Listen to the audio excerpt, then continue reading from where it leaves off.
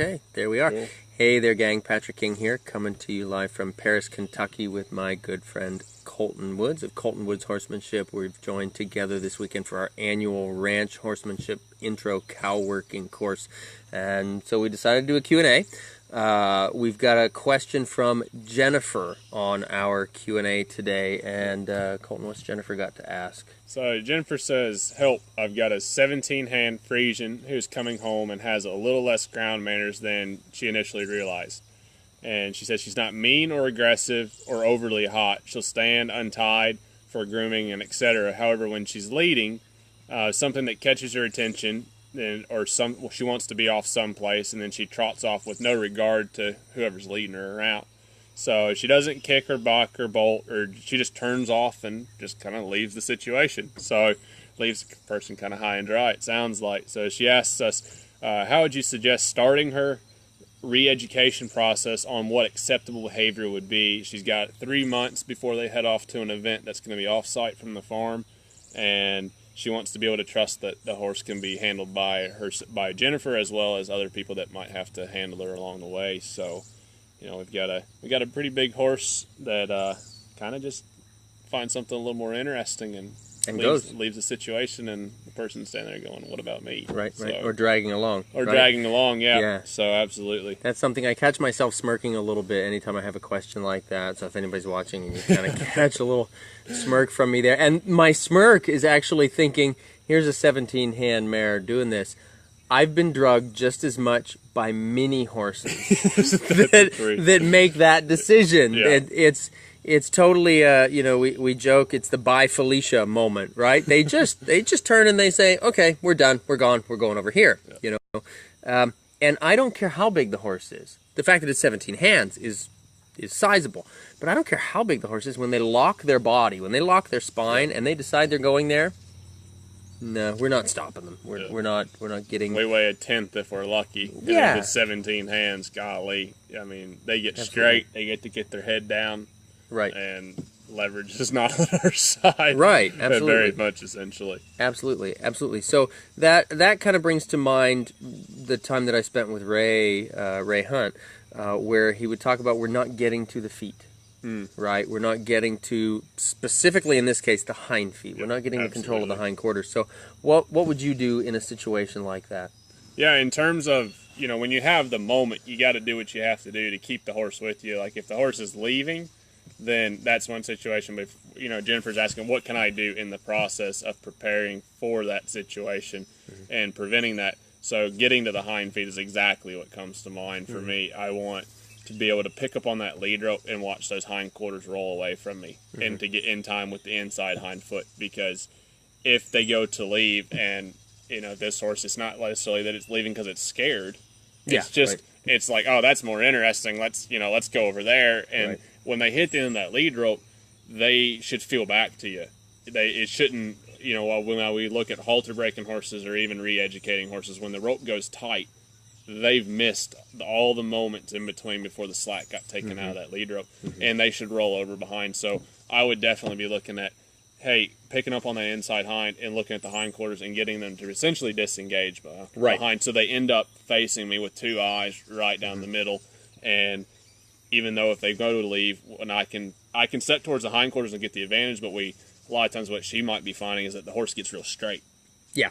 And so, without a doubt. Without a doubt. Yeah, exactly. And so when they do get really straight, if you feel on a halter, if you're riding in a hackmore, this is kind of the same principle, because when they hit the end of that halter rope, you can hold on for so long, but if they've learned to lean into it, you can't just hold on forever, because they will drag you to Timbuktu and back. Exactly. So when they do hit the end of that halter rope, I'm looking at the inside hind foot, and I'm going to bump in time with that inside hind. So as that foot is leaving the ground, I'm going to ask to bump so that it gives the momentum to that hind end to swing around. And so initially that's what I'd be doing, is trying to get connected to that inside hind foot and really working on hind quarter control, so that when if the horse does decide to leave, when they hit the end of the halter foot, they're like, oh, my hind end needs to continue around the circle, and they don't need to proceed forward to wherever the destination is. Right, absolutely. And that's exactly where I would go there with that idea. Is as much as those of you who've watched my videos, you'll hear me preach all the time about how I don't like the idea of disengaging the hind quarters. except in control situations. I would call this an emergency situation. I've been in situations with horses. I can think of one horse in particular, a Percheron gelding that I worked with, that when it came time to trailer load, he had enough anxiety behind the trailer loading that he would lock his neck and leave. And when I had that horse in training, he actually went across a highway. Oh, wow. To get away from the trailer. That's pretty damn dangerous, right? That's an emergency situation. Yeah. Okay. When we're talking about control in this situation, the horse is not thinking back to the handler, and therefore I would consider that to be an emergency situation. Whether the horse is running across a road, whether the horse is just leaving to go eat a patch of grass that's 20 feet away, it's still, from a control perspective, it's an emergency situation. I would consider that to be. So that's where the disengaging of the hindquarters is absolutely to me essential in that situation. We have to have the control of that inside hind leg. When the horse locks the body straight, he's basically bracing that inside driving hind leg, and that's what's taking him away. That's where we're absolutely driving, or the horse is driving away from us, because we don't have that control. He's engaging the spine, and he's just gone. And what you were saying there, Colton, about him hitting the end of the line, that kind of got me to thinking, we want to make sure that we're handling our rope in such a way that there's a little bit of slack to it, right? Absolutely. Because I'm picturing in my mind, I don't believe that I know Jennifer, but I'm picturing in my mind from this question, a lot of folks that I do know, that I've seen in situations like this, where the horse is wanting to bolt away. And where are they generally holding that lead rope? Right up here underneath the horse's chin, exactly right? What I was thinking They're in a situation where the horse is an eyelash flexion away from meeting the end of that rope, right? So there's no slack, there's no drift, there's no opportunity for potentially leverage to be on our situation instead of the horse's, right? And when you're hanging under the chin, you're basically being drug anyway, whether the horse has decided to leave you or not. You're being drug. It's just a matter of them making that decision to go someplace you don't want to. And so it's challenging for some handlers to understand that in that situation you actually have to give a bunch of slack, 3 or 4 feet even of slack, so that when the horse begins to leave, when you catch the focus that the horse is leaving, we can, kind of use that extra rope, that extra leverage in that situation to get ourselves back into a position so that we can influence the hindquarters in that sense. Right. When I think about leading my horses, I'm real big. Like, one, you're talking about grabbing them underneath the chin. We're here in Kentucky. It's thoroughbred country. A lot of times people are taught to do that out of safety, because they think if I've got a stiff arm stuck out, when the horse moves towards me, it's going to push me back, because then my arm's there. I keep that maintained distance, and it'll keep me out of trouble. Well, teach their own on their own theory on that. But when I think about leading my horses, if I'm standing right here, I want my horses 1 foot back behind me and 1 foot out to the side. Okay. So that's just kind of my rule of thumb. It puts them at a 90-degree angle behind my shoulder. It gives me enough visual out the corner of my eye so I can keep an eye on them. And I should have enough self-awareness around me anyway to be able to feel them if they're coming up my back or anything like that. You shouldn't be walking through the field texting on your phone when your horses are leading around. Really? Yeah, right. Damn it. So, but when they are back there and they're about 1 foot behind me and 1 foot off to the side, it gives me enough space. It gives them enough space to be able to move. So if they got worried about something, if they shot forward, they wouldn't run me over. Okay. But they would just continue because they're on offset past. far Yeah, enough. they're not right up behind me, or they're, God forbid, on the other side of me, and my lead rope's in behind my back. Okay. And then they just completely clean out your legs. But I keep them. It doesn't matter if you're leading them on the right or the left, but if I keep them at a 90-degree angle in behind me, then that gives me opportunity when they do go past me. I've already taught them, hopefully, and Jennifer, this might be a little tip for you too, is to teach them to back up from a distance.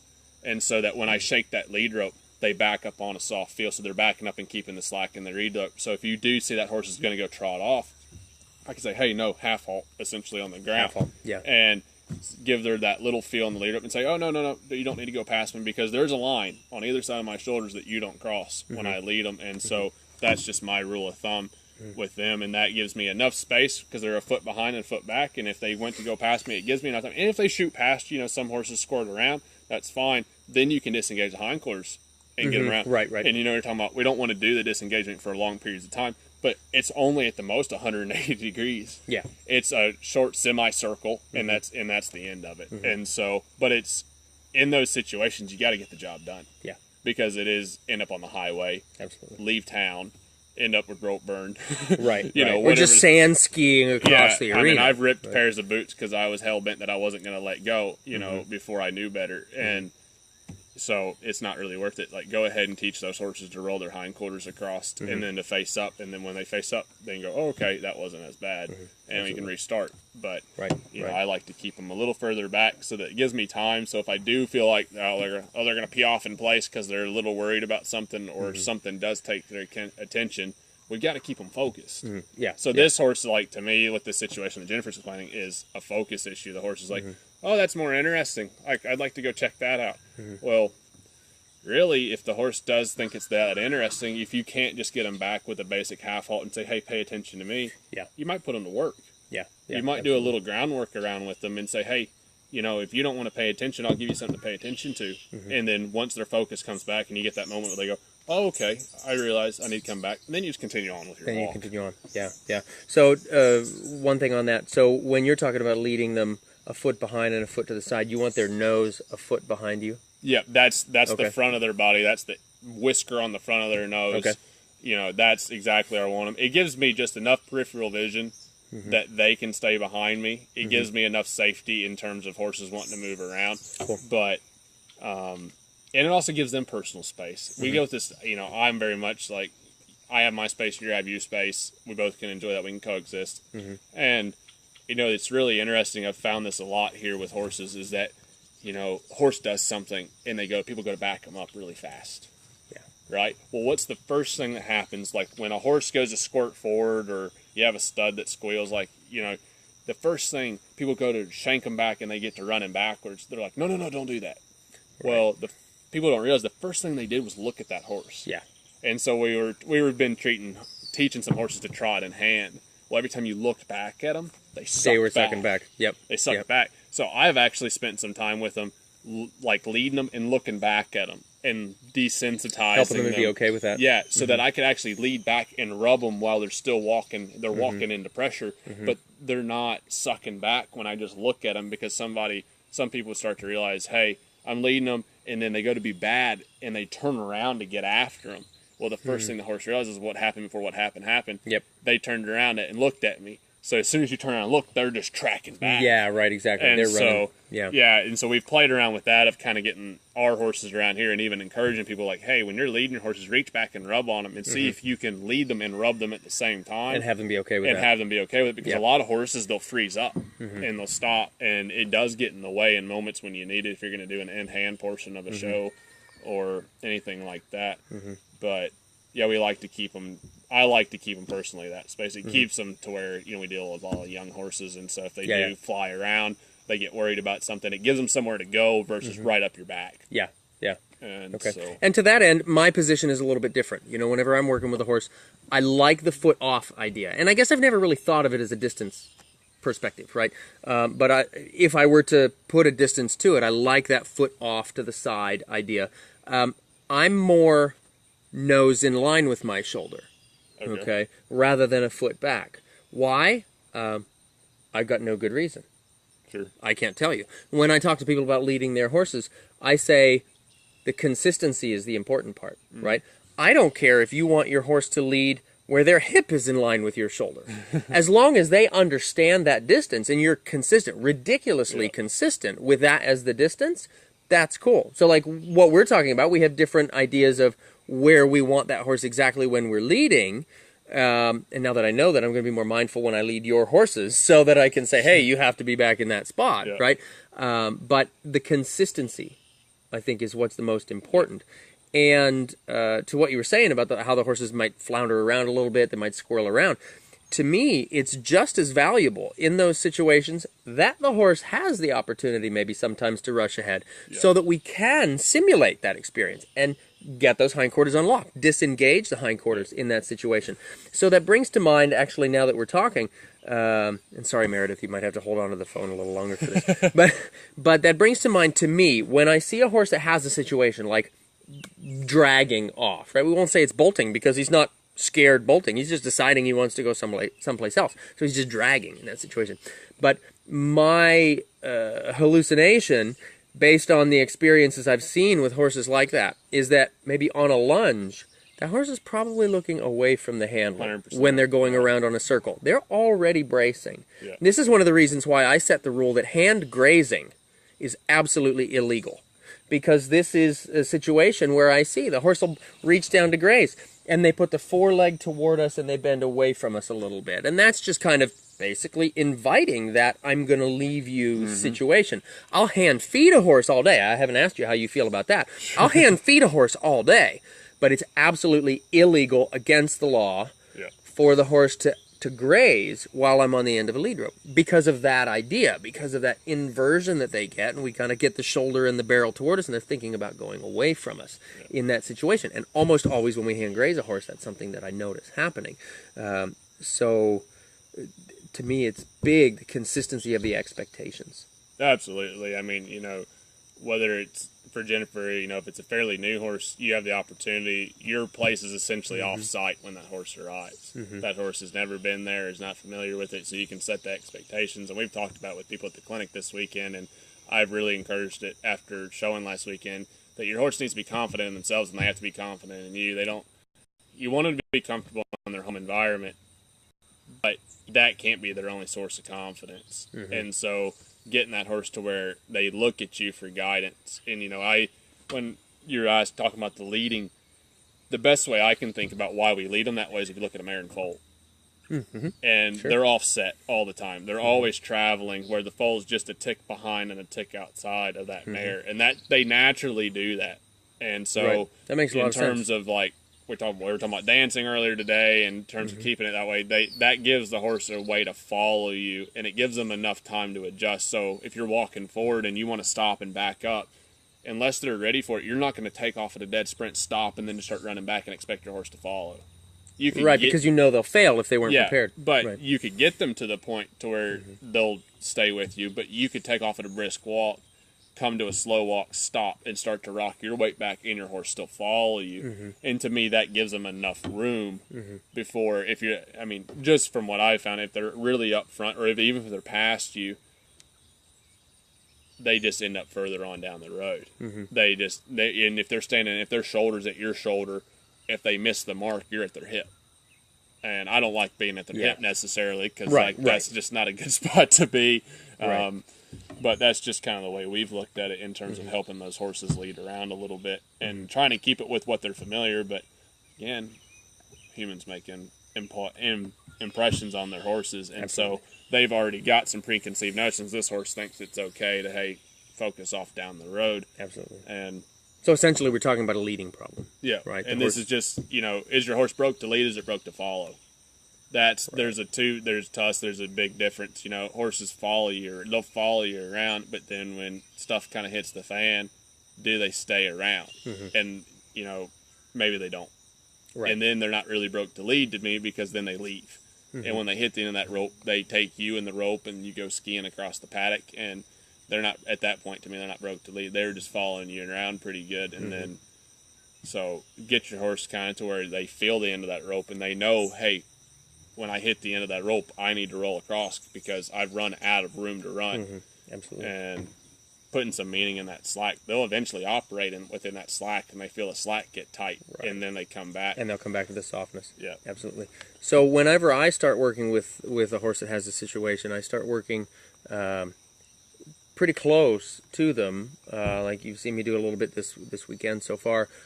With a horse, I'll work up at the nose band, and I've got my bamboo stick or a dressage whip or something like that, and I'll work on just getting them from the front of them to untrack the hind quarters there, and then let them relax, to let them know, hey, when you step this across, there's a release, there's a relaxation point.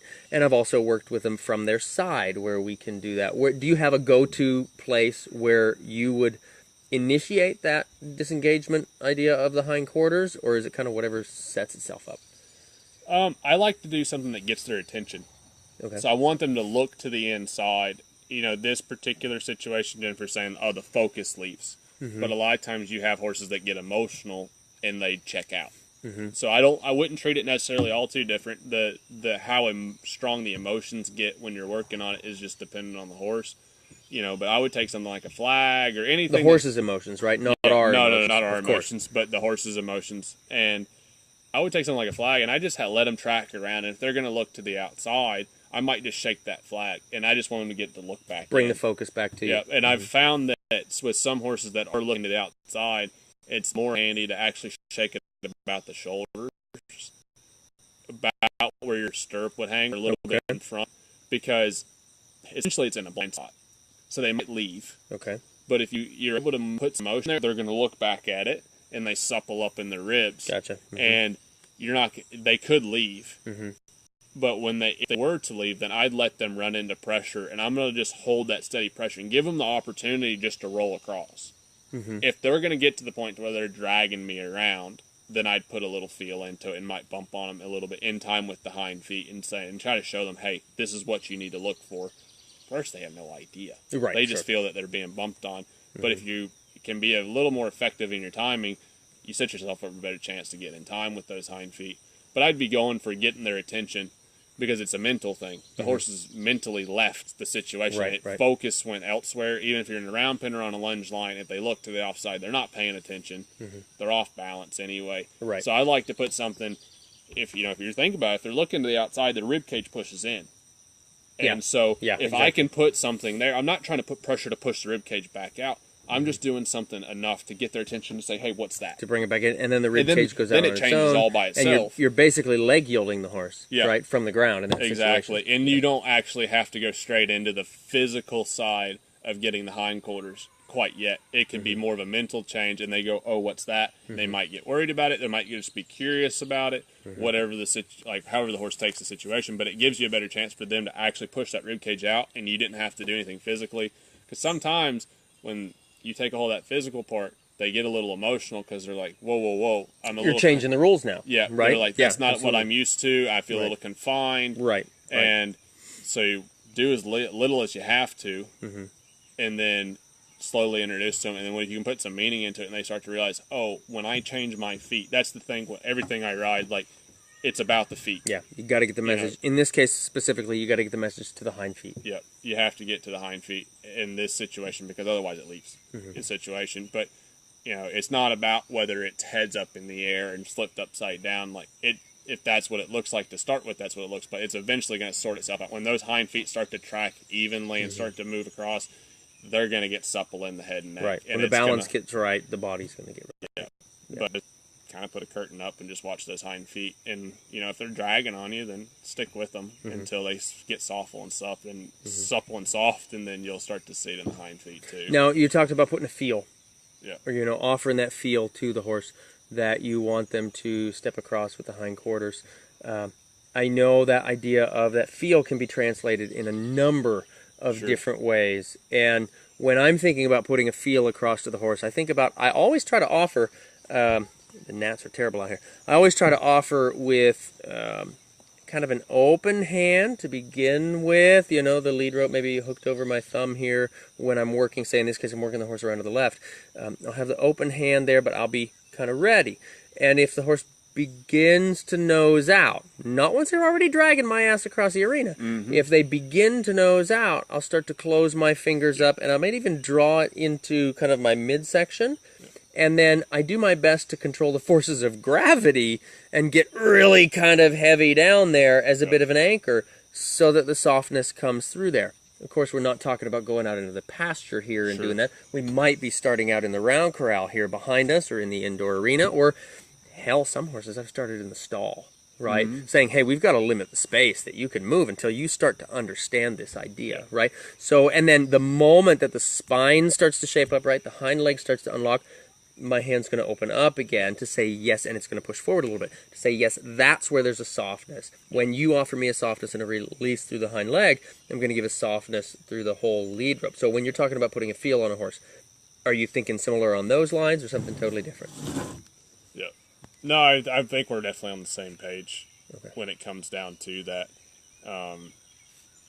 When we're talking about keeping the slack and everything in the lead rope, I think that it's really conceived.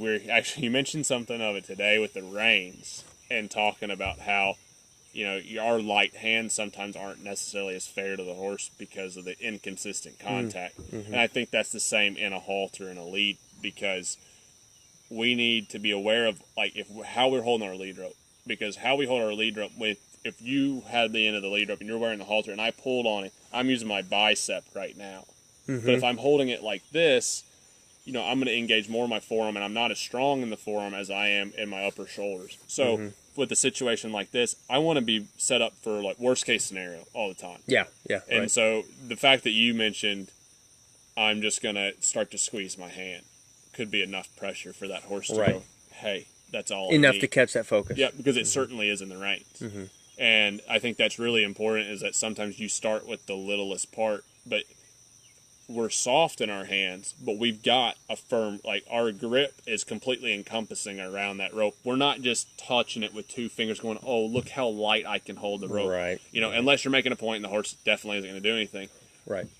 But notoriously, you're going to have your hand completely gripped around that rope. Your hands might be super soft around it, but then if the horse did go to take a hold, all you'd have to do is squeeze your hand out and maybe pull that in closer to you to where you can engage your core and really hold on. Because trust me, I'm not opposed to digging my heels in the sand and really pulling around to get one to roll their hindquarters across, because that's what you got to do. Right.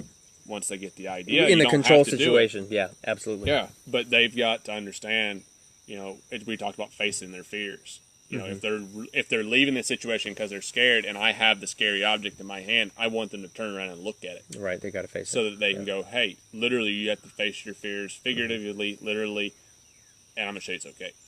But also, too, you can't just leave the situation. Yeah, right. You got to face the fact that you have to be focused. Right. And so exactly. We found that don't make sure, if you're going to pick up on your lead rope or any of your tack and equipment, if you're not prepared to go the full extent to where it could go to hell in a handbasket, essentially, then you're set up for failure, because you're going to have to release to get reset up. Yeah. And whenever you have to get reset up to collect your reins and gather up on them, you're kind of SOL, because you've given a release to whatever the horse is doing. And if he's running off sideways and you're like, crap, I was too long on my reins and I have to resituate, or if he's running off and I've got to choke up and I have to give to him, you've said, that's okay, keep doing that. And, with something like this Jennifer situation, it could be I personally think it could be reversed pretty quick. Yeah, so she talked about having the 3 months, right? Yeah, she got 3 months. I think in, a couple of days' time, you could reestablish these guidelines, and I would encourage Jennifer, test the limits on it. Absolutely. Not just the focus side, but do things to keep that horse focused. So, is the horse scared of a flag? Is the horse scared of a tarp? Is the horse worried about this or that? Put the horse in situations early on to where, hey, you do your basic groundwork. You might just swing the lead rope, just enough to get them moving their feet. But then once you say, okay, she starts to understand the disengagement of the hindquarters to where she comes back to me, you're like, okay, that's not working too bad. Then start to up the ante. Because when you go to a show, there's going to be golf carts, there's going to be people and other horses. So go ahead and push those limits in a controlled environment with a fence around you. Right. And say, hey, are you scared of this flag? Are you worried about the flag? That's okay. You can be worried about it, but I'm going to show you it's okay. And when they go to get worried about it, go right back to, hey, when you get worried about it, you need to refocus. Yeah. Because you and I are together on this. Or, hey, if you think that's more interesting, we got work to do. Yeah. And absolutely. just open the ante up, because you got 3 months, and it's not a lot of time in the grand scheme of things, but something with this, like in terms of keeping a horse in hand, you could have him going stellar in hand by the time you got there. This would have felt like it happened 3 years ago. Right. By the time you even got around to that situation. So. Right, absolutely. I think realistically a couple days is probably going to be enough. I mean, I've seen horses, I know you've had horses where one session is enough, really, to fix that, to change their mindset. So the long and the short of it, Jennifer, what we're looking at, and this guy and I, we can go on for ever. Sun's going down, right? So we can go on forever about this, but the long and the short of it is we need to get the control of the hindquarters, right? We need to access that hindquarters, and in this situation, that means disengaging the hindquarters to absolutely, unequivocally, no questions asked, get control. Both sides. Yeah. We lead on the left notoriously, and we're not going to extend this too much longer, but seriously, work your groundwork on both sides. Absolutely. Because, your horses get one side. You're like, well, everybody leads them from the left. Well, that's great. But you want them to be balanced, mentally, physically. So make sure you check it out. on the right side as well. Absolutely, because when you bought him, you bought both sides of him. You didn't just buy one. That's right. Right? You didn't just buy one side. So yeah, absolutely, balancing that out is super important. So okay, gang. Well, there you have it. Colton's live feed looks like he died. Damn it. Sorry, you can share mine. That's good. So hopefully, Jennifer, that's helping you out some with some information there. We've got to get the control of the hindquarters. Anybody out there watching, if you've got some friends that maybe might need some advice on this, please feel free, tag them in the comment section below or share this video directly with them. If you found this helpful, give us some thumbs up, give us some love, give us some comments and shares. Make sure that you go over and visit this fella, Colton Woods, at Colton Woods Horsemanship here on Facebook. We talked again today. We're hoping, where our fingers are crossed, this deal around the 4th of July weekend is going to be an every year annual kind of a thing that we're going to be having fun with. So hopefully someday you'll get a chance to meet us up here and ride with us, because this has just been so much fun. We're having a blast. So, yeah. Absolutely. Cow working, ranch roping. Yeah. A little bit of everything. So maybe tomorrow we'll do some more videos. Heck yeah. So sounds cool. good. All right, gang. Thanks so much, and don't forget, you keep sending in your questions, and we're gonna keep. We'll keep answering. Yeah, we'll keep talking about horses. Talk about horses. Right. There we go. There we go. Thanks, gang. Have a good evening.